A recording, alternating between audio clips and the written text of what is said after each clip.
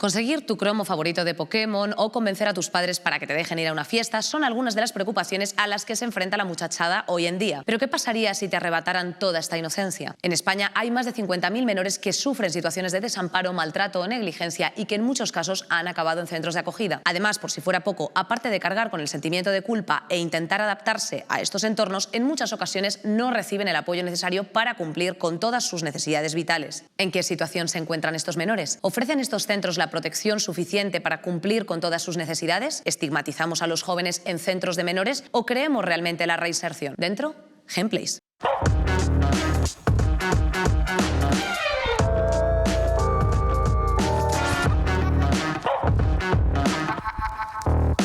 Buenísimas tardes, queridas, ¿qué tal? Aquí acompañándonos un día más para un tema de los llamados intensos, como poco, porque no solamente bastante invisibilizado, a la que la sociedad ha dado bastante también la espalda, por otra parte, son las situaciones de los menores que viven en centros de acogida. Vamos a hablar de todo ello, efectivamente, vamos a procurar que cuenten un poco sus realidades, sobre todo a intentar depurar estigmas que tenemos nosotros como sociedad respecto de estos espacios y que nos cuenten un poco cuál es su verdad y también cuál es su posición respecto de la sociedad una vez se incorporan a ella, porque no nos olvidemos que no solamente son menores, son unas personas maravillosas todas las que están en esos centros, algunas más, otras menos, pero desde luego hay que tratarlas como tal. Como siempre, un vídeo al efecto para que te enteres y encuadres de lo que va la movida. En España hay más de 17.000 niños y adolescentes que viven en centros de acogida y que han sufrido en la mayoría de los casos situaciones de desamparo, maltrato. Pensabas que a todos los niños se les pegaba, que los niños no iban al colegio hasta que tendrían más edad. O negligencia por parte de familiares. Casi todo el mundo estaba por violencia familiar igual que yo, quitando a alguno que estaba por robos o drogas también. Además, esta situación favorece en muchas ocasiones la aparición de conductas disruptivas, problemas escolares y una peor adaptación social, ya que muchas veces tampoco cuentan con una red de apoyo a la que atenerse. Cuando hemos salido del centro, nos echan a la calle, ni piso, ni ayuda, ni nada. ¿En qué situación se encuentran estos menores? Tú eras consciente de que eras pobre. Éramos pobres, pero no pobrecitos. ¿Brindan estos centros la protección suficiente para cumplir con todas sus necesidades? Cumple 18 y sale a la calle. No hay centros, no hay albergues, no hay nada. ¿Qué consecuencias pueden llegar a derivar de estas estancias? ¿Estigmatizamos a los jóvenes en centros de menores? Si antes había cierto temor, ahora lo que hay es odio y ha llegado a niveles de agresiones a menores. ¿O creemos realmente en la reinserción? Tú tienes que demostrar día a día que eres bueno en algo. Tú no te puedes permitir a lo mejor dar un 8. Tú tienes que dar un 10. Ubiquemos todo este tema primero acercándonos un poco a qué son los centros de menores. Efectivamente, para ello nos hemos rodeado de una mesa que han vivido toda esta situación como tutelados en primera persona. Ella es Laura Sanz, extutelada, también estuvo 3 años en 3 centros diferentes, ¿correcto? Sí. ¿Qué tal, Laura? ¿Cómo estás? Muchísimas gracias por venir, lo primero.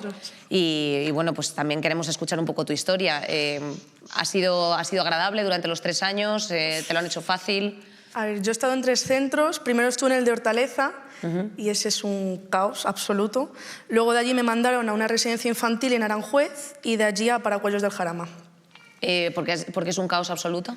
¿El de Hortaleza? Sí. Hay muchísima gente, están desbordados. Por lo menos yo estuve en 2019 y cuando estaba yo había tanta gente que, sobre todo la parte de chicos, que dormían en camas tiradas en el suelo por los pasillos, en la parte del comedor. No se podía vivir ahí. Las chicas sí que es verdad que éramos muy pocas y se vivía muy bien, dentro de que había muchos robos dentro del centro. Pero los chicos era un caos, no se podía vivir ahí. Y si te podemos preguntar, ¿por qué accediste al centro de menores? Problemas con mi familia. Mi madre no me podía mantener y mi padre no nos llevamos muy bien. Y entonces acabaste ahí. ¿Todas las situaciones que, por ejemplo, tenías allí de compañeras y de compañeros eran más o menos similares?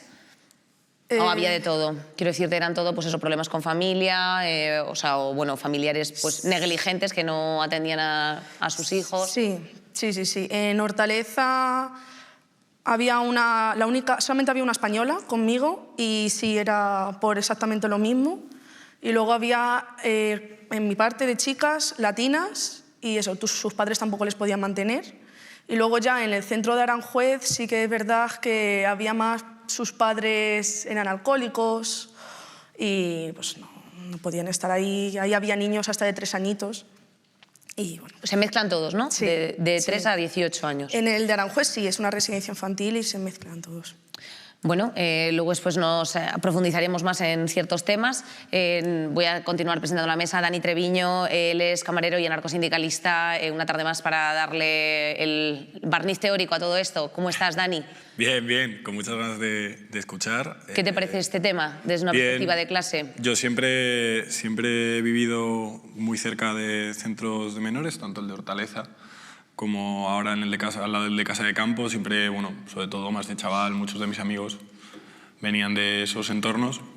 Y nada, pues eso, con muchas ganas de escucharos y bueno, intentar dar un aporte político y teórico a todo esto. También nos acompaña desde Melilla Andrés Hamido Mohamed. ¿Qué tal? ¿Cómo estás, Andrés? Encantada de tenerte aquí con nosotros.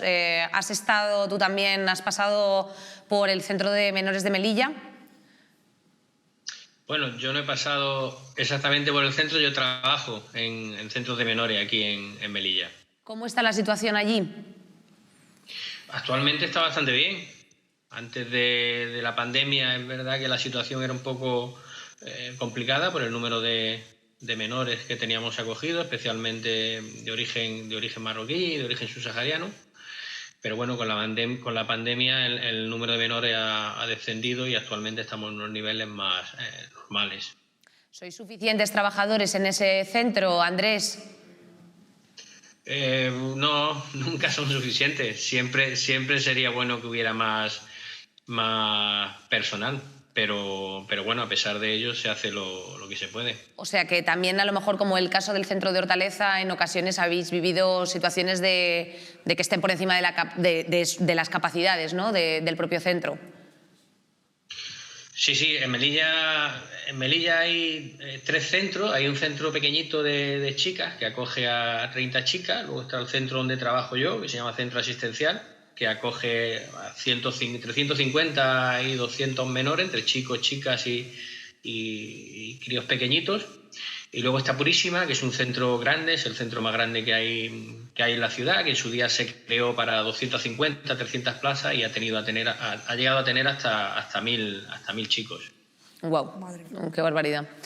Continuamos en la mesa con Mario Ramos, director de Aldea Infantil SOS de San Lorenzo del Escorial. ¿SOS es lo que tenéis que pedir vosotros o estáis más o menos contenidos ahora mismo? Pues nunca suficiente, como dice el compañero. Siempre hay que estar reivindicando y pidiendo más por la legitimidad y por la voz, ¿no? Y por la presencia de los niños, niñas y adolescentes que están privados del cuidado parental, ¿no? Ese es el trabajo de aldeas infantiles y para eso estamos en 137 países en el mundo. ¿Qué hacéis ahí? O sea, ¿es como una casa? ¿Es una organización? Claro, la aldea infantil, que es el centro que yo gestiono, es un centro de protección de menores con la particularidad de que los niños viven en hogares, ¿vale? Son casitas, la aldea es como un pueblo que está constituido por casitas y en cada casita vive un grupo de 6 o 7 niños con grupos de hermanos entre los 6 y los 17 años.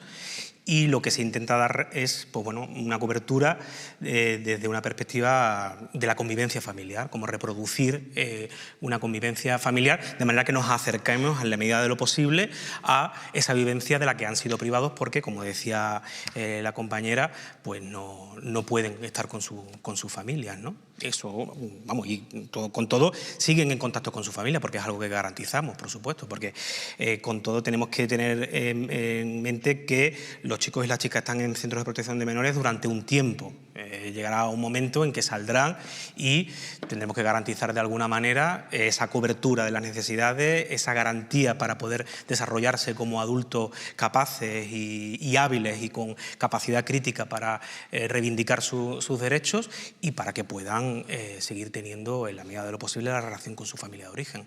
O sea que el acompañamiento en este caso a lo mejor es menos drástico respecto de los centros públicos 100%, que a lo mejor en ocasiones pues cortan, o sea, dicen ya 18 te tienes que marchar o no sé, o sea, no sé Sí, cómo nosotros funcionan. funcionamos exactamente igual. A los 18 años los chicos tienen que salir del centro. Sí que es cierto que Aldeas Infantiles tiene un programa de jóvenes donde se acompaña Durante unos años más. Durante el tiempo que ellos necesiten y donde hay una cobertura académica, de manutención, de alojamiento, en todo lo que ellos requieran. Bueno, es otra de las reivindicaciones que hace Aldeas Infantiles, como otras organizaciones también, para que esa cobertura se extienda más allá de la mayoría de edad, como muchos de los chicos y chicas que han dicho ahí, ¿no? Que nos quedamos en la calle cuando cumplimos los 18 años y si no tenemos oportunidad de volver con nuestra familia. Y por último, no por ello menos importante, Ismail, ¿cómo estás? El Magdubi, también mediador social, activista, defensor de la infancia y juventud migrante y fundador de la asociación Exmenas. ¡Qué barbaridad, qué currículum tan joven! No has parado, ¿eh? Bueno, un poco. Ismail, ¿tú has llegado aquí directamente a Madrid o has pasado por distintos centros? Yo he pasado por 2 etapas, entrando a Ceuta. Y de Ceuta he cruzado la frontera natural marítima del Estrecho de Gibraltar, como hacen muchos chavales extranjeros no acompañados, de las maneras posibles que hay, intentando meterse como polizones en vehículos que van a Península, en el puerto de Ceuta, por supuesto. O sea, ¿quieres decir que tú viniste en un barco, como pudiste meterte, como buenamente podíais, los que iban contigo también, no sé si con la misma suerte que tú pudieron llegar bien? Sí. O sea, cuéntanos un poco cuál es tu historia. En plan, fue un viaje solitario en su momento. ¿Un viaje solitario? Sí, en plan, me he colado en un camión y el camión pues accedió al barco y he tenido mucha suerte porque eso es lo que hacen muchos chavales en el puerto, tanto en Melilla o en Tangermet, por ejemplo, de los puertos más famosos, ¿no?, de la zona, donde hay muchos niños que intentan hacer lo mismo para conseguir llegar a Europa. Y en el caso luego después posterior, ahora ya eres mayor de edad, ¿en qué situación te encuentras?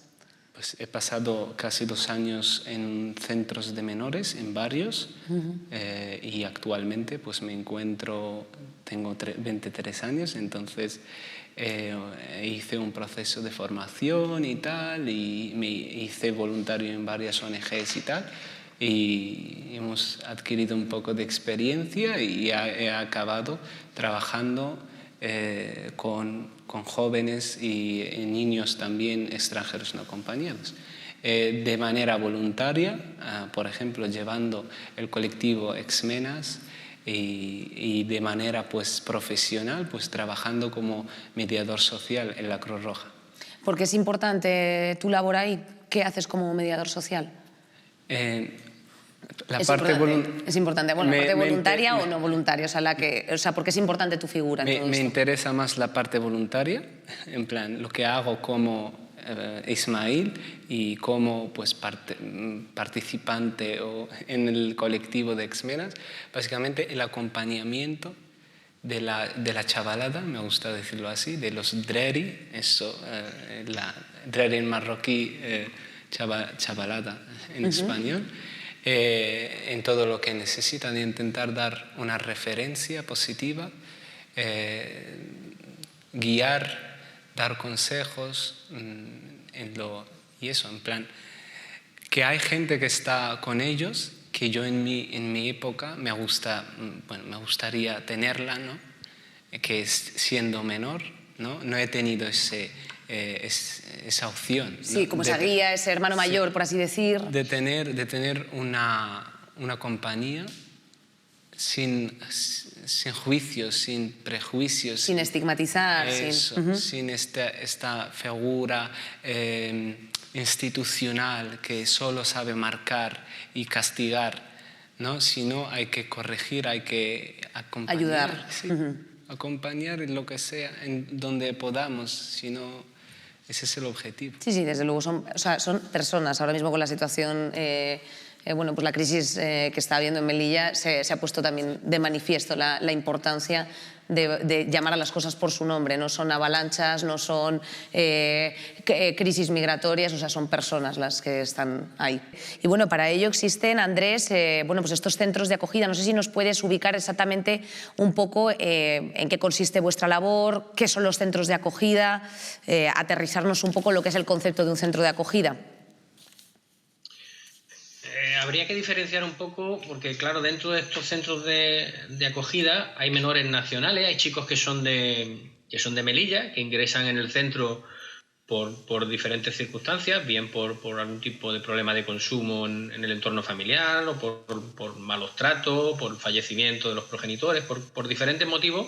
Son chicos nacionales que ingresan en los centros. Y luego, por otro lado, tenemos los chicos extranjeros, los MENA, los que hacía referencia el compañero, que llegan de Marruecos principalmente, pero como digo, también vienen de otros países.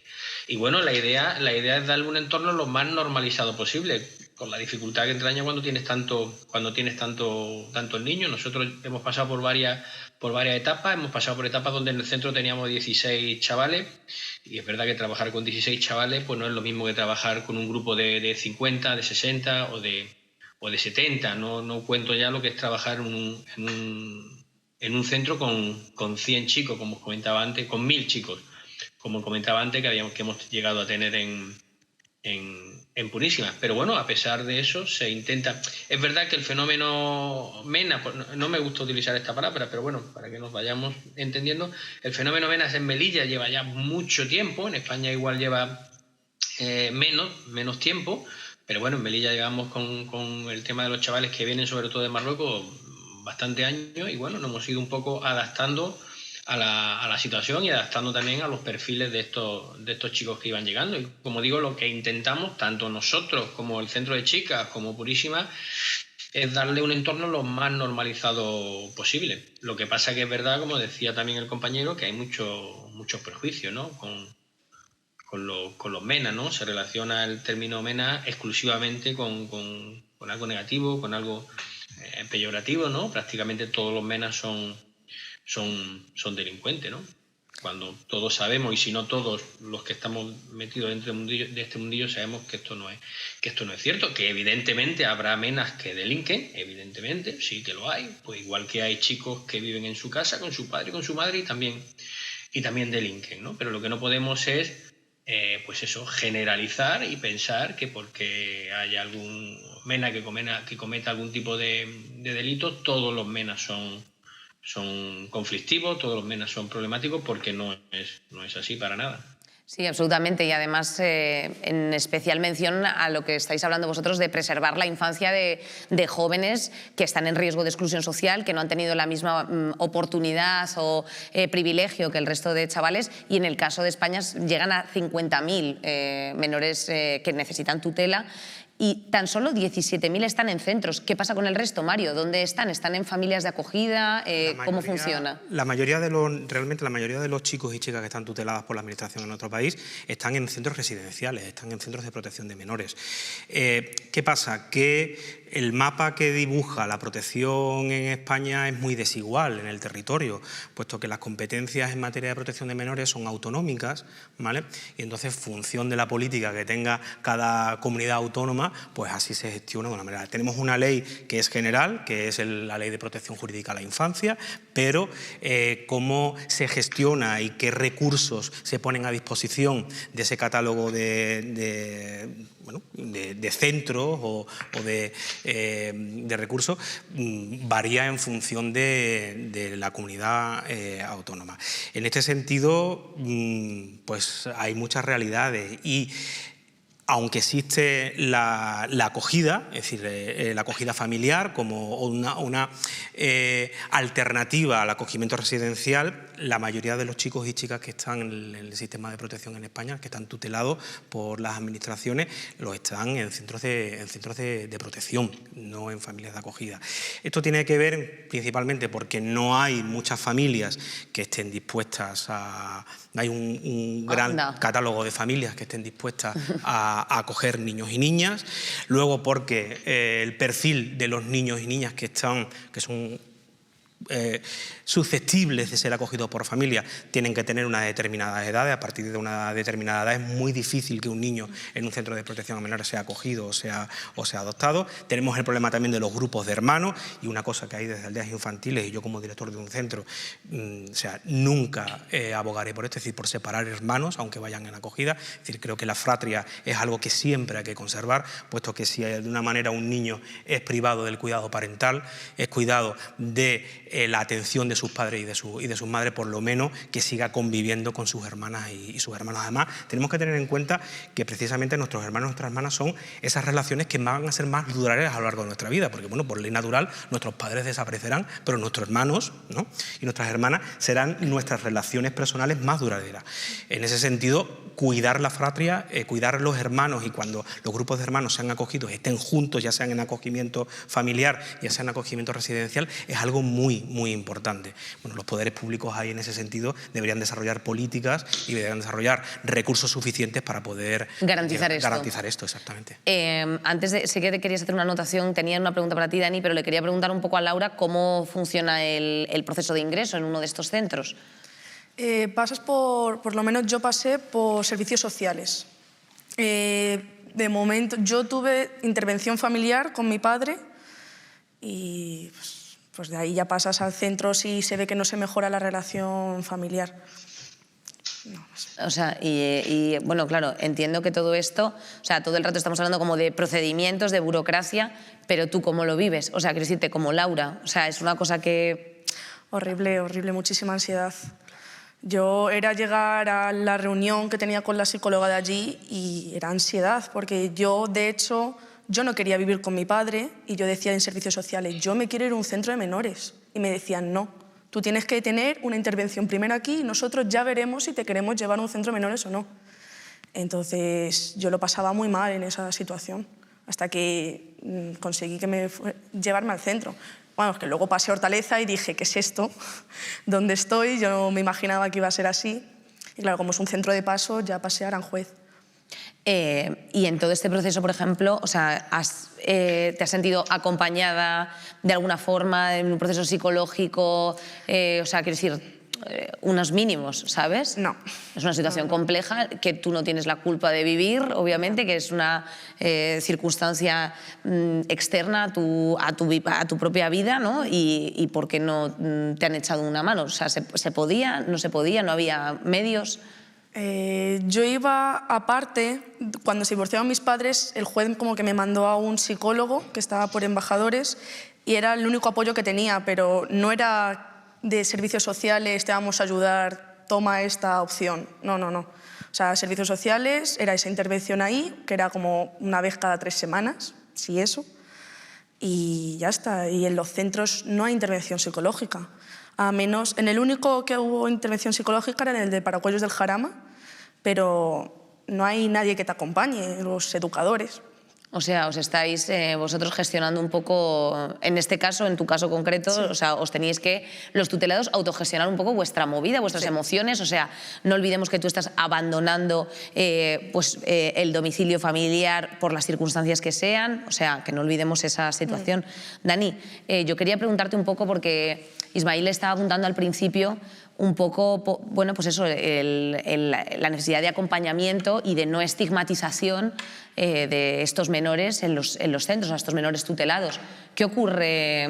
O sea, quiero decir, ¿qué ocurre con el comportamiento social de disciplina y castigo en la mayoría de los casos con estos perfiles? A mí es curioso, habéis dicho cosas súper, además de lo que ha dicho Ismail, habéis dicho todas cosas que me parecen muy interesantes y como que son melones muy grandes por abrir, ¿no? Desde pues, lo que decía Ismail, ¿no? De cómo, para empezar, los acompañamientos o las instituciones solo guardan responsabilidad con esas personas un tiempo determinado. Hay casos en los que no son así, o hay instituciones que pueden preocuparse más o menos, pero por lo general, bueno, digamos que es un caso generalizado. También lo que has dicho de la emergencia, ¿no? Que bueno, se trata todo esto como si fuera un acontecimiento puntual o bueno, como una especie de problema social, cuando realmente es una realidad social. Es algo que existe en todas las sociedades y es algo que lleva existiendo muchísimo tiempo. De hecho, una de las cosas que me llamaba la atención de lo que decíais tanto Andrés como Mario es Bueno, tradicionalmente todo este tipo de problemáticas, si las queremos llamar así, eran asumidas como una cuestión de caritativas, ¿no? Y muchas veces eran absorbidas por las instituciones, pues en el caso de España, pues cristianas, religiosas. ¿no? Claro, digamos que todo se lo comía, o digamos como que era algo que se derivaba muchísimo hacia las instituciones religiosas. Hay un dato importante, no sé si lo has dicho tú, Andrés, estábamos hablando de la responsabilidad que tienen las autonomías. Si mal no recuerdo, corregidme si me equivoco, desde los años 2000 es competencia de las autonomías decidir los centros de menores, no sé, la construcción de los centros de menores y toda la dirección de ese tipo de centros. Y hay algo muy importante que ha estado sobrevolando todo lo que habéis dicho, que es la saturación. O sea, la mayoría de los centros de menores, como pasa en muchísimas instituciones de salud en España a día de hoy, están completamente saturados. Hay un negocio detrás de los centros de menores en el sentido de que muchas veces son concesiones privadas para negocios privados que luego se terminan derivando en centros de menores, pero luego las condiciones laborales, las condiciones de esos centros en sí, las condiciones de los recursos, muchas veces son limitadas. Quizás no es el caso de tu institución, pero digamos que tu institución no es representativa de la gran cantidad de instituciones que hay, ¿no? Y no solo centros de menores, también CIES, etcétera, etcétera. Luego, ¿cómo la sociedad trata de enfrentarse a esta realidad? Bueno, pues yo creo que lo has dicho tú, Andrés, ¿no? La fabricación del término MENA, ¿no? Cómo se ha fabricado todo un discurso alrededor del miedo a estas situaciones, lo cual hace, pues, que, entre otras cosas, como decías tú, que no existan, por ejemplo, una cultura familiar que permita albergar o hospedar o hacer más cómoda la transición de cualquier persona que venga a este país en un estado tan vulnerable como es el de críos, o sea, chavales, chavalas, niñas, claro. O sea, en el estado más vulnerable que existe. Yo creo que una cosa muy interesante que has señalado tú, Laura, es lo de la institucionalización, ¿no? O sea, de repente eres un crío y te enfrentas a los aparatos burocráticos de un Estado, que son algo que, o sea, yo no sé, me cuesta hacer la declaración de la renta, no me quiero ni imaginar lo que tiene que ser enfrentarte a una institución entera para que esa institución decida qué tipo de persona puedes ser para la sociedad cuando eres un crío. Totalmente. Además, un proceso violento. Claro, o sea, quiere decirte que además lo estamos explicando ya como adultos, ¿sabes? Pero tú con 13 años simplemente dices, no quiero estar en esa casa, ¿sabes? Y no se te está escuchando. Andrés, sé que tenías la mano levantada, volvemos a la vuelta porque precisamente queríamos tratar el tema de estigmatización y reinserción y creo que es importante que lo tratéis tú, Ismail, también, pero no sin antes pues, hacer una pequeña pausita para ver la consulta que ha hecho Maffer en redes.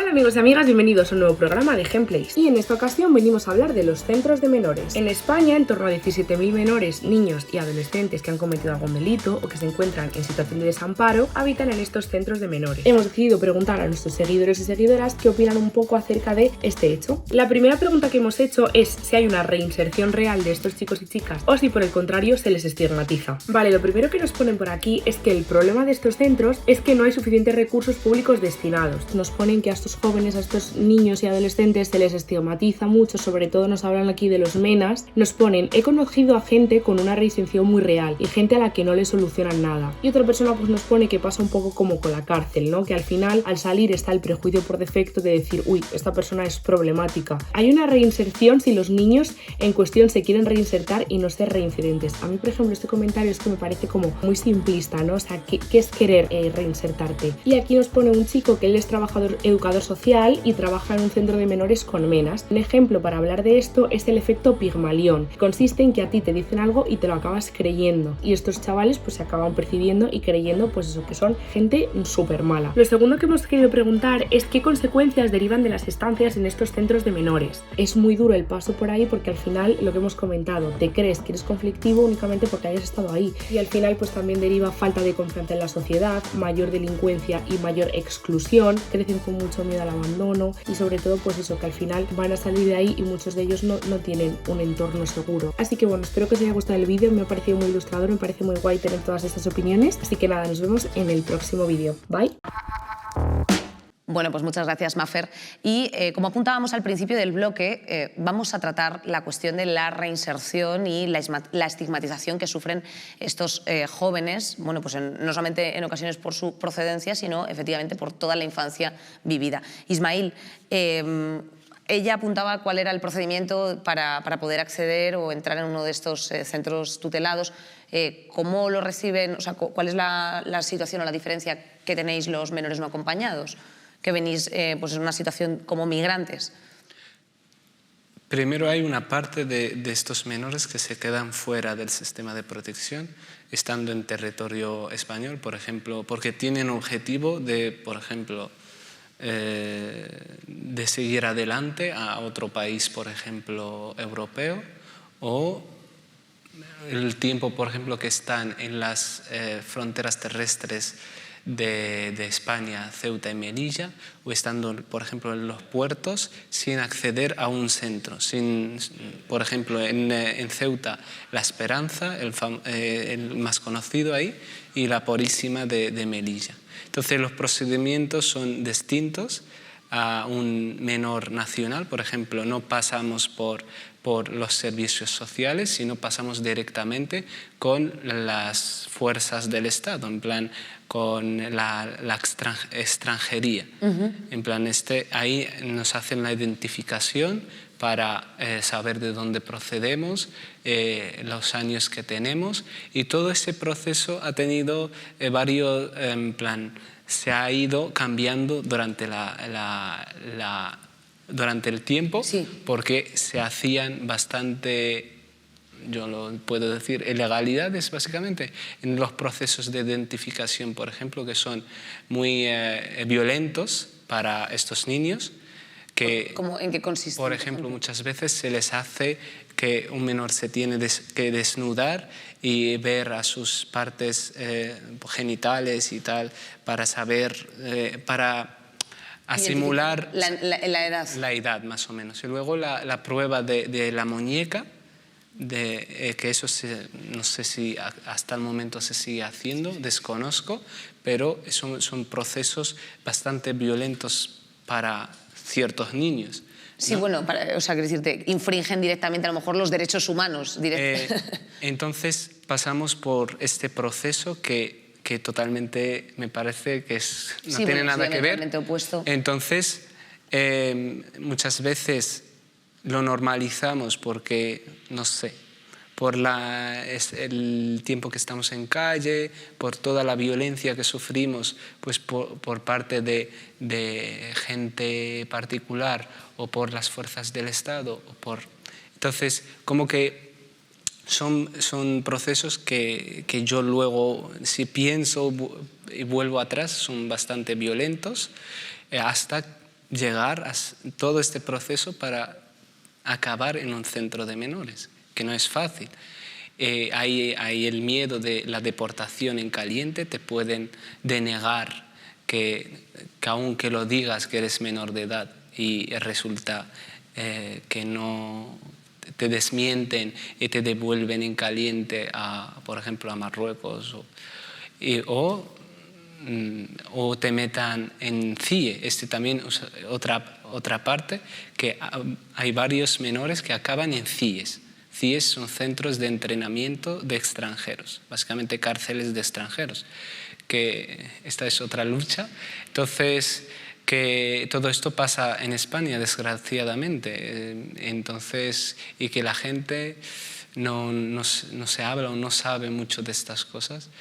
Pero bueno, acabamos en los centros compartiendo a veces espacio con niños y niñas nacionales, pero la gran mayoría de las veces acabamos en recursos privatizados y básicamente aislados, como que solo menores extranjeros no acompañados.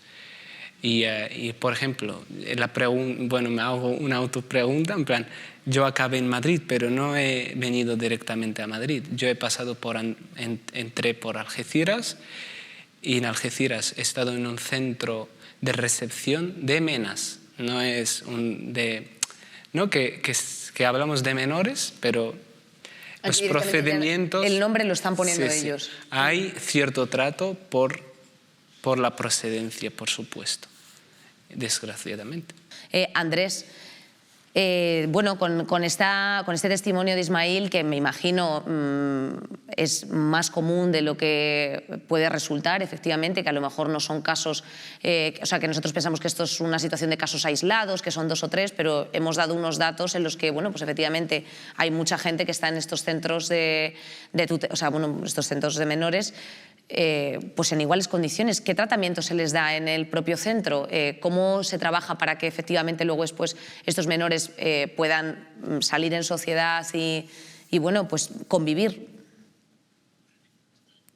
Pues se intenta dar lo mismo que se le da a los chavales que son de la ciudad. Lo que comentaba antes de los prejuicios que ha habido con los MENA, es verdad que en Melilla, como ya llevan cierto tiempo en Melilla, se han integrado y se organizan incluso cursos específicamente para ellos, porque bueno, en muchas ocasiones tienen problemas con el idioma. Afortunadamente, a nivel legislativo ha cambiado el tema de la documentación. Es cierto lo que comentaba el compañero, de que hace unos años era bastante complicado y había muchos problemas a nivel de legislación, a nivel de documentación, lo que es la documentación de los chavales, pero actualmente esto no está ocurriendo. Actualmente los niños no tienen ningún tipo de problema de documentación.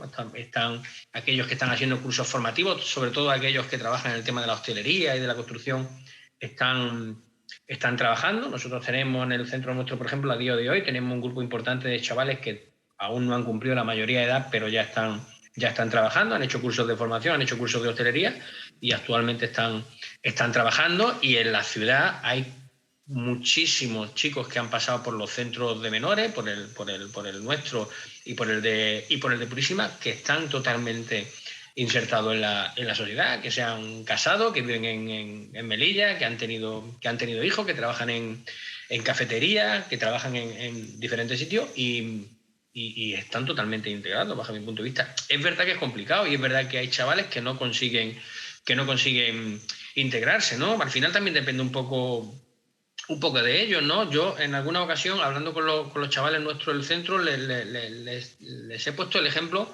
de dos chavales nuestros, de dos niños nuestros que coincidieron en prisión, ¿no? Dos niños que habíamos tenido nosotros estoy hablando ya de hace bastantes años, y con el paso de los años coincidieron en prisión, pero coincidieron en prisión uno siendo funcionario de prisiones y otro siendo un preso. Ambos estuvieron juntos en el centro, a ambos se les ofrecieron las mismas oportunidades. Lo que pasa es que, bueno, uno de alguna manera supo encauzar su vida y otro, bueno, pues tiró para el lado negativo, ¿no? Que, como digo, también pasa. No voy a contar yo aquí, entre otras cosas, porque nadie me creería que todos los niños que pasan por los centros terminan insertándose y trabajándose. No es cierto. Bueno, como pero pasa sí en la que es sociedad cierto, real. Claro. Efectivamente, pero sí que es cierto que hay muchísimos niños que trabajan, muchísimos niños que se insertan, muchísimos niños. Cuando me desplazo a la península, especialmente a Málaga, y me ha pasado en varias ocasiones de estar sentado en una terraza o en un restaurante o en algún sitio y acercarse a una persona que viene de la cocina y resulta que es una chica que había estado con nosotros residiendo en el centro. Y eso... Bueno, quería preguntar precisamente un poco, experiencialmente, Laura, ¿cuál es la percepción social que podéis llegar a tener los extutelados? Nos ayudan bastante. A tema de buscar trabajo, muchísimo. Ahí depende de dónde estés, te llevan a, por ejemplo, si es en Reforma, hay distintos sitios de búsqueda de empleo que te ayudan. Por ejemplo, yo iba a Junco y vas y te ayudan, te hacen cursos. Por ejemplo, yo hice 2 cursos allí y te ayudan a buscar empleo. ¿Cómo funciona, Mario, o qué problemas tenemos en torno a la privatización de estos centros? Bueno, no es que estén realmente privatizados, lo que están es concertados con la administración, igual hay escuela pública y escuela concertada. Lo que pasa es que el gran número del catálogo de recursos que tiene la administración, todo lo gestiona la administración realmente, es decir, el dinero es público en todo momento. Lo que pasa es que en la mayoría de su lista de recursos son organizaciones sin ánimo de lucro, ¿no? Lo que conocemos como ONG, las que se encargan de gestionar este tipo de servicios. ¿Qué es mejor? Pues bueno, no sé, yo pertenezco a una organización no gubernamental y te diría que a mí me gusta cómo trabajamos nosotros. ¿Que sí necesitamos mayor apuesta política? Pues por supuesto que sí. Yo destacaría del sistema de protección, que es un sistema garantista, quiero decir, estoy compartido con el compañero, tenemos una buena ley, una buena cobertura, yo no digo que sea nefasta, pero sí que señalaría puntos críticos, ¿no? Que yo creo que es donde tenemos que incidir. En primer lugar, algo relacionado a lo que decía con Laura, y es la estigmatización, ¿no? La demonización que existe socialmente en el consciente colectivo colectivo de lo que son las personas vulnerables o las familias vulnerables y niños y niñas que acaban en el sistema de protección, que parece que son culpables de estar en esa situación, ¿no? Y no son culpables. O sea, es las desigualdades de nuestra sociedad la que lleva a las personas a esta situación. No podemos demonizar a las personas, tenemos que ayudarlas, tenemos que encontrar fórmulas para que estas desigualdades no se perpetúen generación tras generación. Esa herencia transgeneracional la tenemos que romper. Y como sociedad, como ciudadanos, tenemos una responsabilidad. Todas las instituciones, las públicas, las privadas, los medios de comunicación, el ciudadano a pie, ¿vale? Tenemos una responsabilidad de no ser presos de nuestros prejuicios de clase, ¿no? Podemos ser presos de pues anda, que no hay ahí tarea. Pero bueno, ahí estará de acuerdo el compañero, ¿no? Tenemos, como dice Owen Jones, tenemos que salir de nuestros prejuicios de clase para romper con ese estigma. En segundo lugar, diría que el sistema de protección prima las necesidades de mercado por encima de las necesidades del interés supremo del menor. Muchas veces las entidades nos vemos obligadas a prestar nuestros servicios al precio más bajo, si queremos, porque tenemos que competir entre nosotras y tenemos que gestionar al precio más bajo. Bueno, pues ahí se imponen las leyes de mercado por encima de las necesidades de los niños, ¿no? Y lo que tendría que primar en ese sentido es pues preservar las garantías, ¿no? Y el hecho de que cuando tú sales de tu familia, y ahí Laura lo ha explicado muy bien, ¿no? Es decir, es ese choque, tengo que romper con mi familia, por muy mal que esté con mi familia, ¿no? Pero al fin y al cabo la familia es la institución primaria que nos otorga identidad y que nos otorga sentimiento de pertenencia para poder desarrollarnos como personas, ¿no? Romper con eso es algo, y salvarlo es algo que el sistema de protección debe de garantizar, y tendrían que ponerse por encima de las necesidades o de las prioridades de mercado o de recursos humanos las necesidades reales de los niños, es decir, garantizar esa continuidad, esa protección plena, ¿no? Y que, bueno, como dice el imperativo categórico kantiano, ¿no? Que la persona sea un fin en sí mismo, no un medio a través del cual los niños y las niñas no deben ser un medio a través del cual se sostenga un sistema, no. El niño en sí tiene que ser el fin último del sistema, ¿no? Como persona y como individuo. De forma general destacaría, ¿no? como los principales problemas o soluciones que deberíamos de poner para el sistema. Dani, estigma social, bueno, es cierto que ellos han ido apuntando cosas, existir existe, porque ya simplemente con el mero hecho de decir reinserción, como exactamente igual ocurre con el sistema penitenciario, en muchas ocasiones ya lo lleva prácticamente impregnado. Sí, o sea, no quería ser yo el primero que pusiera esta palabra encima de la mesa, pero bueno, ya es tradición, así que vivimos en un modelo capitalista de la producción, y entonces al final todos somos mercancía. Y hay un término, ¿no? Que hemos hablado un par de veces en esta mesa, ¿no? Que es el término de la delincuencia, ¿no? La idea de la delincuencia. Al final vivimos en un país en el que se define la definición entre lo que es delinquir o un delito y lo que no, y el lo siento no volverá a ocurrir, está en el capital adquisitivo de la persona y ciertos valores que son mercantilizables. En el caso de casos que deberían de ser socialmente aceptados como vulnerables, como pueden ser menores de edad, ya sean clase migrante, ya sean clase española, da igual, creo que al final una de las cosas que saco yo tanto de vuestros testimonios como de mis amigos y amigas que vienen de esos entornos es una alienación constante y una sensación de ser tratados, pues eso, como un estigma, como una mercancía. Tú, bueno, ya lo habéis dicho vosotros, al final criar a un chaval de entrada, pues dándole la sensación de que la sociedad tiene una percepción de él completamente marcada, exento pues, de ciertos aparatos familiares que nos dan, o incluso de entorno natural, que nos pueden dar una identidad mucho más, bueno, inocente, no sé si llamarlo inocente, pues hombre, genera un estigma bastante grave. Obviamente luego en la sociedad hay todo un consenso y hay todo un discurso, no hace falta que digan nombres de qué partidos, pero obviamente pues existe todo un discurso generado alrededor de estigmatizar la inmigración, convertirla en un problema gravísimo, y eso facilita pues, que la sociedad dé su consenso pues, a que estemos aquí sentados hablando de situaciones como las vuestras, que están repletas de trámites y de situaciones desagradables, ¿no? Todo eso no se conseguiría... Y que atentan contra los derechos humanos. Y que atentan contra los derechos humanos. Ya. Sí, bueno, también los derechos humanos ya sabemos todos que son tremendamente optimistas, claro, como que todas luego las constituciones. Claro, luego después cogemos la banderita de que todas las vidas valen y todas estas cosas, y claro, bueno, según qué vida, ¿no? Claro. Y es necesario que se fabrique, o sea, a mí una de las cosas que quería traer en la mesa con lo de cómo se dirigieron las autonomías y cómo se ha convertido todo en una empresa es al final, pues hombre, que existe un negocio. La pobreza de alguna forma se ha convertido en un negocio, ¿no? No es casualidad que ahora mismo, no sé si hace poco salió que se aprobó una ley en el Congreso que permitía el ingreso en prisión por reincidencia de delitos de hurtos, de pequeños hurtos, ¿no?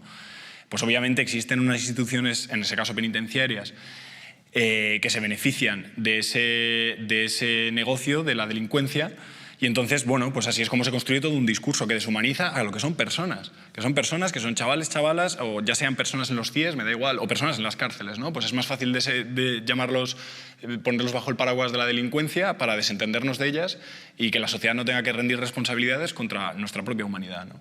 Absolutamente. Andrés, nos tenemos que despedir de ti. Muchísimas gracias por haber estado esta tarde aquí con nosotros. Gracias por estas intervenciones que sé que darían para 3 programas más. Ojalá hacerlos. Y gracias también por tu labor. Gracias a vosotros. Que estés muy bien, Andrés. Gracias. Y vamos a hacer un pequeño respirito pues, para ver qué se cuenta Great Trash.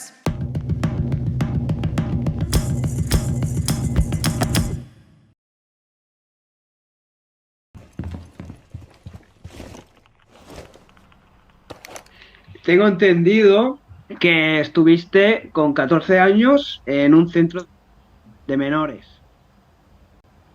¿En un centro de menores? Creo que estás mal informado, es decir, nunca he estado en un centro de menores ni nada parecido. Además es que soy un perro, los perros no van a centros de menores, no sé dónde has ¿Y ahora qué edad tienes? Tengo 4 años, es que... ¿Y cómo fue, por así decirlo, estar en un centro de menores? Porque siempre se dice que hay muchos abusos, ¿no? Hay como que es difícil estar dentro de un centro, no sé, no es como, por así decirlo, algo bonito. Vamos a ver, yo no sé si no me escuchas o no me entiendes. Yo nunca he estado en un centro de menores, yo soy un perro, ¿eh?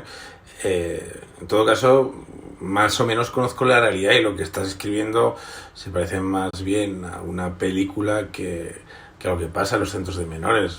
Vamos, hasta donde yo sé, son lugares en los que no se suele maltratar a nadie, hay distintos regímenes, semiabierto, abierto, en fin, no sé, creo que eso ya pasó de moda, ¿no? Eso es como la soledad del color de fondo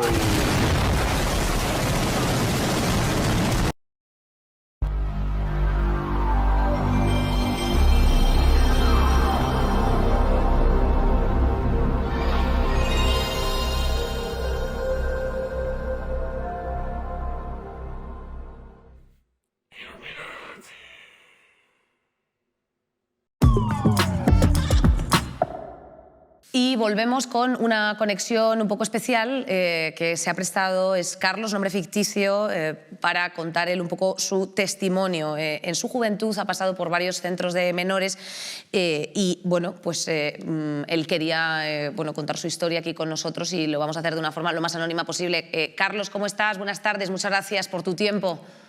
Hola, buenas tardes. Pues podría estar mejor, pero bien. Y muchas gracias a vosotros, por supuesto. Al contrario, bueno, arranca como quieras. No sé si hay alguna de las cosas que se han planteado en el debate que te gustaría apuntar, matizar, ampliar. Sí, la verdad que sí. En principio, matizar que la palabra concesión concertada al final significa que la empresa se lleva de 3.000 a 9.000 euros al mes por chaval.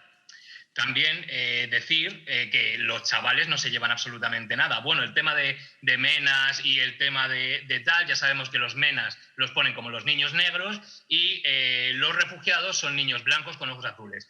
Eso ya lo tenemos tal. Entonces, al final lo estamos blanqueando todo un poco, no blanquearlo, sino no tenemos la suficiente información y entonces cogemos y hablamos y decimos, no, es que hay saturaciones, es que necesitamos más ayuda, es que tal...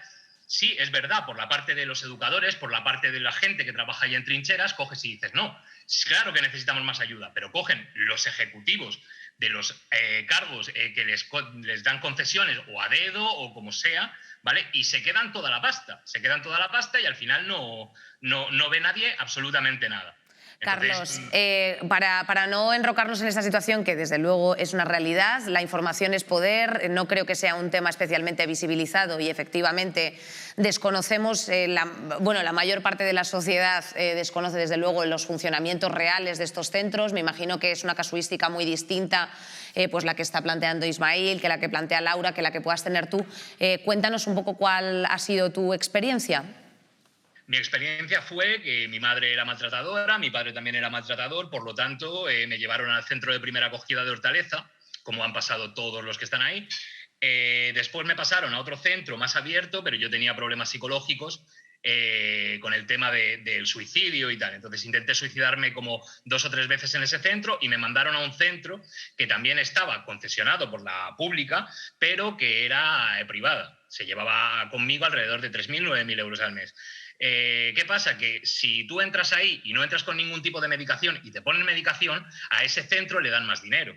Entonces, una vez entrado ahí, empezaron, claro, pues, cuando te tienen drogado, lo que quieren es que estés sentado, callado y sin hacer nada. No me dejaron estudiar, no me dejaron hacer absolutamente nada, tenía que estar sentado mirando la tele, y si te rebelabas, entonces tenían métodos de tortura, pues como me quedé una semana atado a una cama, me quedé otras 2 semanas metido en una habitación sin ventanas, he visto a un chaval de 9 años correr en mitad de la nieve dándole con agua con una manguera. He visto a un chaval marroquí también atado más de 1 semana y media y después mandado a otro centro peor porque su comportamiento era de quiero mis derechos humanos. O sea, que al final es todo tan pasta, tan dinero, que les da igual lo que realmente sienta el menor. Y el menor lo que necesita, lo primero es cariño, que eso está prohibido en las instituciones, ¿vale? Porque una cosa es lo que ha pasado con el marido de la ministra esta, que es abuso, y otra cosa es cariño. Un niño, cuando tiene un problema con los padres, ya sea porque le han pegado ellos, porque ellos han pegado al otro, porque no sé qué, da igual. El niño necesita cariño y nutrición emocional. Después de la nutrición emocional, ¿vale?, viene la educación civil, la educación de tener un graduado, tener un tal, que hay algunos chavales que no lo consienten, que dicen, no, es que estoy tan metido en mi tema, que me han abandonado, que me han tal, que es casi imposible llevarlos. Pero el caso de la educación es esa. Coger y llevar de esa mentalidad a la mentalidad de, a ver, esta hora es tu vida, tienes tu futuro y tienes que hacer tus cosas. Pero no se hace. ¿Por qué? Porque la pasta se la quedan los de arriba. ¿Y tú esto lo has denunciado, Carlos? Sí, a día de hoy estoy en juicios contra ellos. ¿Y en qué fase se encuentra esto? Pues ahora tiene que dictaminar el juez a ver si seguimos o no seguimos. Al final este centro ha sido ya denunciado en 3 ocasiones, y las 3 ocasiones han sido sobreseídas, porque al final es que todo se mueve alrededor de la pasta. Carlos, en tu caso, aparte de toda tu experiencia, que es bastante trágica, y todo lo que has tenido que vivir o ver, ¿sufres a día de hoy estigma social por haber pasado por estos centros de menores? Hombre, a día de hoy, a ver, tengo ya una edad, no sufro estigma ahora como tal, pero sí que lo sufrí cuando nada más salir del centro o mediante estaba en el centro o tal, ¿no? Es como eres un niño abandonado, eres un niño que no te quiere, eres un niño que tal, o eres un delincuente, o eres un no sé qué, cuando estás realmente por a que te protejan, ¿no? O sea, es que hay mucha confusión en la población. Carlos, ¿cómo es tu vida ahora? Mi vida ahora, pues mi vida ahora básicamente se basa en escribir, en estudiar y en no salir de casa, porque no me puedo comunicar con otro ser humano. En el momento en el que me comunico cara a cara con otro ser humano, me entra humanofobia pura y dura, porque es que al final sufres una vida desde pequeño que es todo alrededor de pasta por tu presencia nada más y maltrato por otro lado.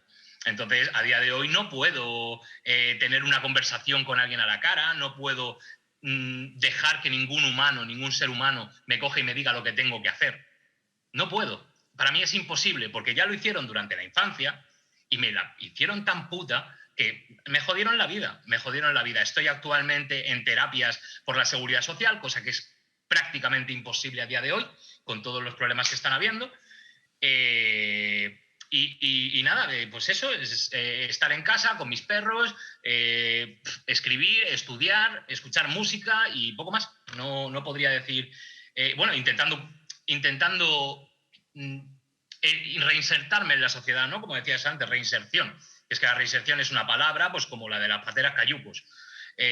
Al final es todo muy, muy pragmático. Y así está la cosa. Pues Carlos, nos despedimos. Muchísimas gracias por tu testimonio. Te mandamos mucho amor, mucha suerte y que prospere esa denuncia, demanda contra el centro. Y nada, pues ánimo con todo y al horizonte. ¿Qué te digo? Sí, yo te agradezco que me des ánimos.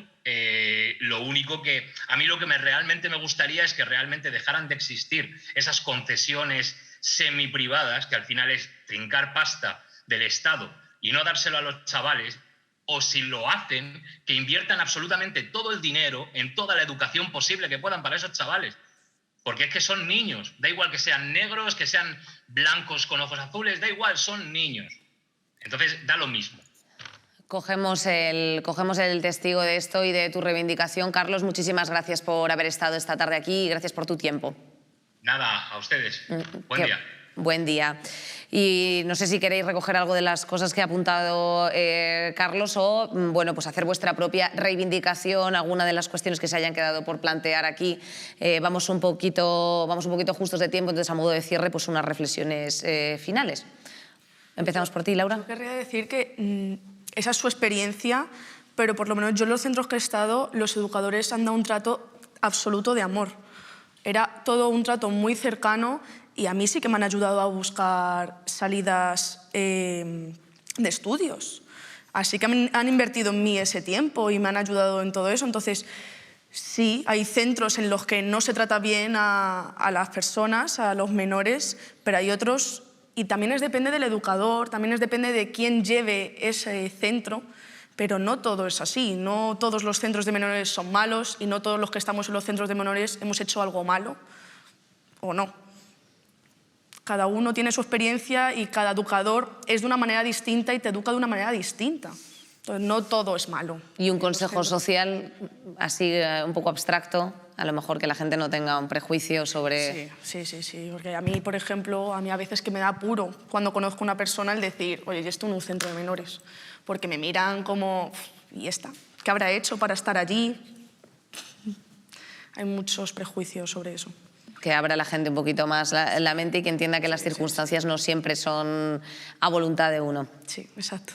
Dani. Nada, yo creo que este debate, como planteaba Ismael al principio, yo creo que es un debate fundamental porque forma parte de una realidad social. Y bueno, en estos tiempos que corren ahora mismo, pues con tantos debates de poner el derecho a la vida por encima de los derechos de las mujeres y cosas así, creo que es muy importante señalar la hipocresía de una sociedad que tiende cada vez más hacia el conservadurismo, de desentenderse de lo que son personas. Y ya está, sean de aquí, sean de allá, sean de donde te dé la gana.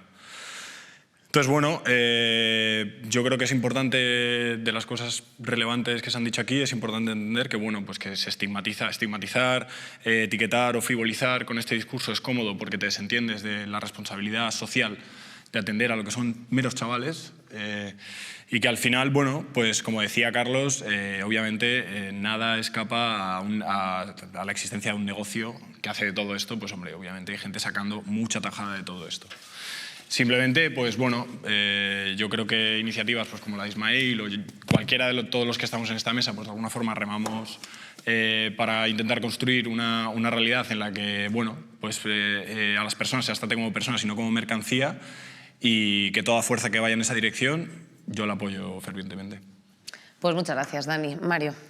Bueno, pues yo, en la línea de lo que decía Daniel, diría que, en primer lugar, tenemos que llamarnos todas las personas como ciudadanos y las instituciones, los medios de comunicación, las administraciones, a hacernos responsables y hacernos conscientes de esta realidad, darle voz a esta población, pues porque por sus características y por su vulnerabilidad no la tienen, ¿vale? Otros colectivos la tienen porque son mayores de edad, pueden votar, pueden ejercer sus derechos, pero los menores de edad o las personas vulnerables no lo tienen, ¿vale? Tenemos que exigir a las instituciones que rindan cuentas, ¿vale? Que es algo que la clase política no suele hacer. Hay que rendir cuentas a los niños, las niñas y a los adolescentes con los que trabajamos, y luego, por supuesto, tenemos que favorecer, y vosotros los jóvenes tenéis que ocupar espacios, reivindicarlos, hacerlos vuestros y alzar vuestra voz, porque eso es lo más importante.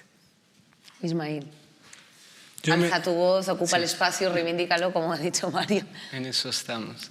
Yo me quedo con todas las cosas positivas que me han pasado, ¿no?, durante toda la trayectoria y toda la estancia en estos centros. He pasado por momentos complicados también, tengo relaciones que lo conservo hasta hoy en día, a todas las personas que me han acompañado en todo este proceso. Soy muy agradecido por todas las prestaciones, todos los recursos, y también me admiro a mí mismo también por todo el esfuerzo y todo el sacrificio, y por eso intento trasladarlo a otros jóvenes que están pasando por el mismo proceso. Y yo creo que lo más importante, que lo que venimos a aportar y lo que aportamos en una sociedad para hacerla más conviviente, más amable, y eso es lo más importante, es el respeto y la buena convivencia. Luego no somos nadie para juzgar a nadie. Para eso el Estado tiene, no sé, administración. Sí, sus mecanismos. Eso, para determinar quién es delincuente y quién es no delincuente, que eso es, me quedo con esto. Bueno, efectivamente, la sociedad va mucho más allá, como dice Ismail, de delincuentes y de no delincuentes. Son unas cuestiones que afectan a más de 50.000 niños, niñas, jóvenes, adolescentes, que efectivamente no podemos dar la espalda como sociedad y que merecen los mismos derechos sociales y civiles que tú y que yo, por supuesto. No a los ciudadanos de primera y los ciudadanos de segunda, por una justicia social con sentido y sobre todo por espacios donde la información social también abunde, o sea, que conozcamos otras realidades, que estos puntos de debate yo creo que son siempre positivos. Estamos hablando de personas que sufren desigualdades y que son importantes escuchar y prestar atención por parte no solamente de las instituciones, sino a nivel social. Eso es el mensaje que nos quedamos en esta tarde tan bonita y tan intensa que hemos pasado todos. Muchísimas gracias por vuestro tiempo y a vosotras por habernos acompañado pues una semana más, querida. Síguenos en todas nuestras redes sociales y bueno, pues alguna consultilla, gameplays@rtv.es, y bueno, pues si no sabes cuáles son las redes sociales que tenemos, pues yo qué sé, pues todas, TikTok, en fin, ya sabes, Tinder, no sé, las de siempre. Bueno, querida, nos vemos la próxima semana.